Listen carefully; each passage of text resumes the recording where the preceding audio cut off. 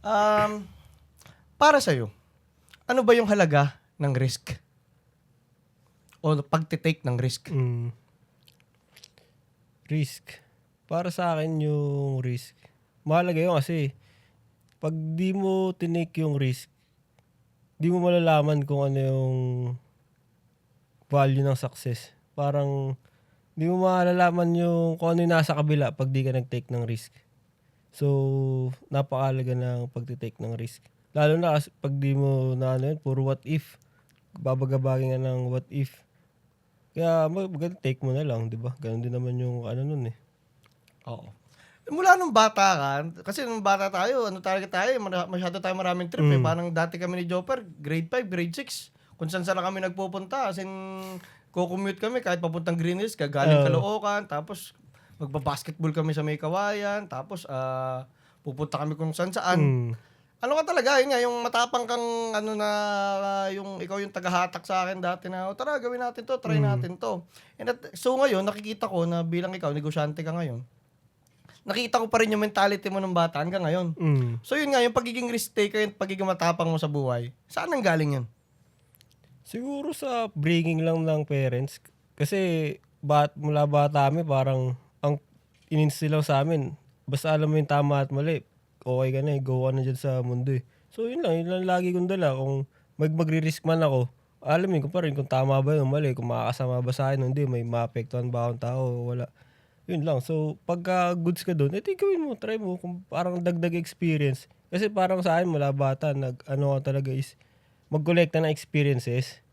Yun yung ano ko dun eh. Kasi yun lang yung mababaon mo pagka matanda ka na. At least may maalala ka na ginawa ko to. At least marami kang may kwento kahit sino makausap mo dyan. Yun yung inaano ko sa experience. Nakatuwa, no? Kasi kahit dati parang tayo, mga loko-loko lang tayong bata dati. Pero ngayon ko binabalikan, ang ganda rin ng mga pinagdaanan natin, no? Na parang at a very young age, natuto tayong maging free. Yung kasi napansin ko sa ating dalawa dati Oo. kasi pareho kami na yung magulang natin pareho, Oo. hindi ano eh, no? Hindi strict na, talagang hinahayaan lang tayo nandiyan basta umuwi ka lang, ganun.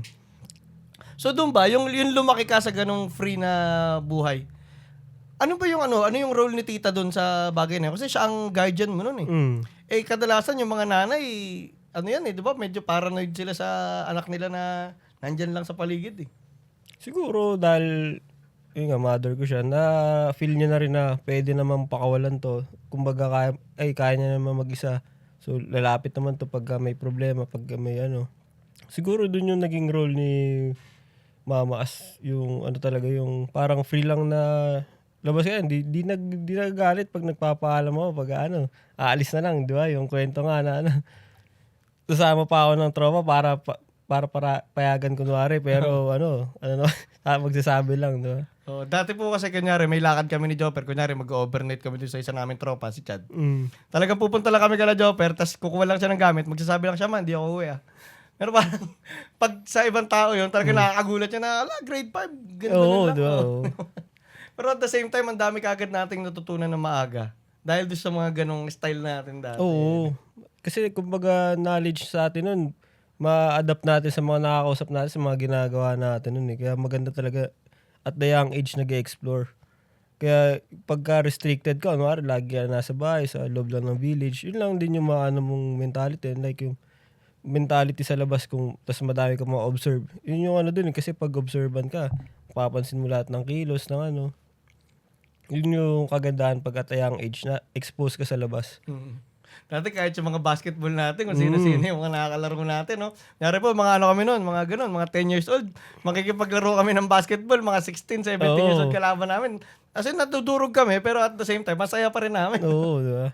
Ikaw, Lalaban pa rin ng pustahan kahit alam mong talo. RC, no? Oo. Pero ikaw, dun, sa mga memories nung bata tayo, kahit yung sa sarili mo lang, ano yung mga parang tumatak na memories talaga na nag-impact talaga sa buhay mo? Memories nung childhood natin. Dami. Kahit yung isa lang, yung medyo impactful talaga sa'yo. O kahit Impactful. sobra ka lang sumaya, gano'n.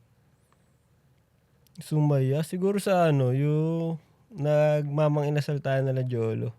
Yun. Solid yun.